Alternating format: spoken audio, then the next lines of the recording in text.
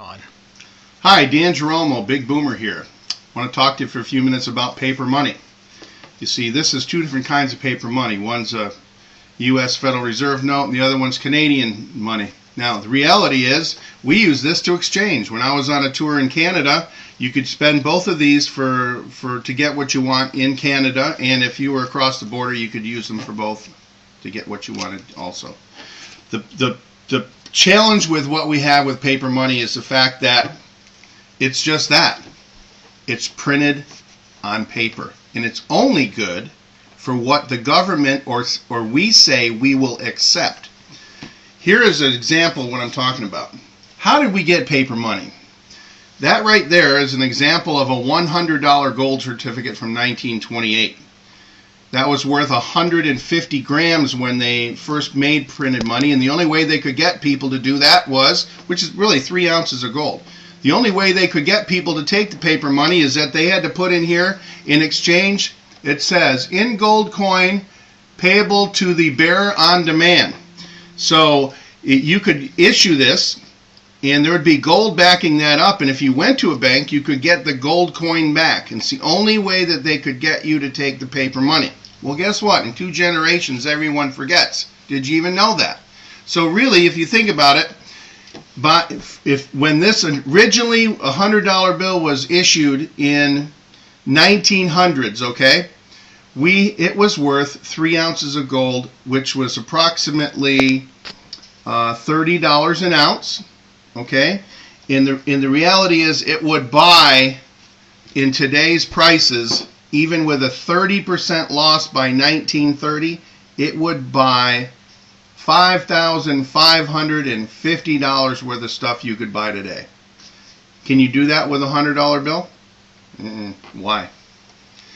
Here we go. Here's an example of a dollar bill.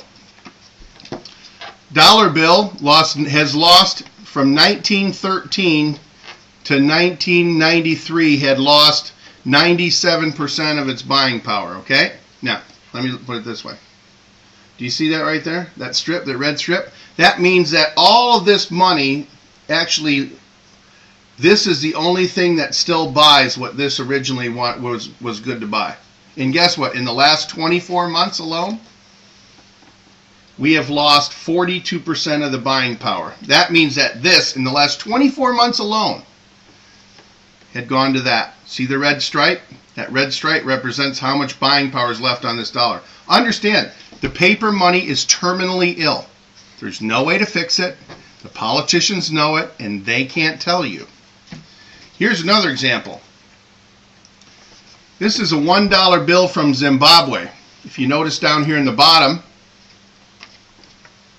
it says Series 2007. Now, at one time, Zimbabwe dollar was worth $1 US. It would buy the same. And guess what? When Zimbabwe got to a point where their debt in the country was greater than all the domestic gross domestic product that the country produced, they started printing money out of thin air to pay the interest on the debt. This here is a bill. It says $100 trillion, and that series is 2008. So literally, even if you had these in circulation at all in 2007, you have something that has 100 trillion times more? Think about it for a minute. What happened in here?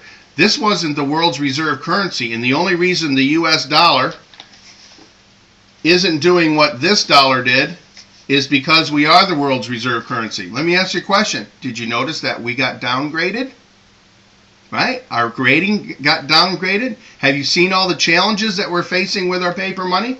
I'm going to go into that in another video here, but I wanted to point that out because there's nothing keeping this. Right now, 100 trillion Zimbabwe dollars is worth about what a dollar will buy. I want to keep that in perspective because the simplicity about what I'm going to tell you is just that. I'm going to show you how to take $20 a week. Now, picture this. How many times in the last week alone have you just blown 20 bucks on something you didn't need? Right? And we're going to turn it into this. That is a Karatbars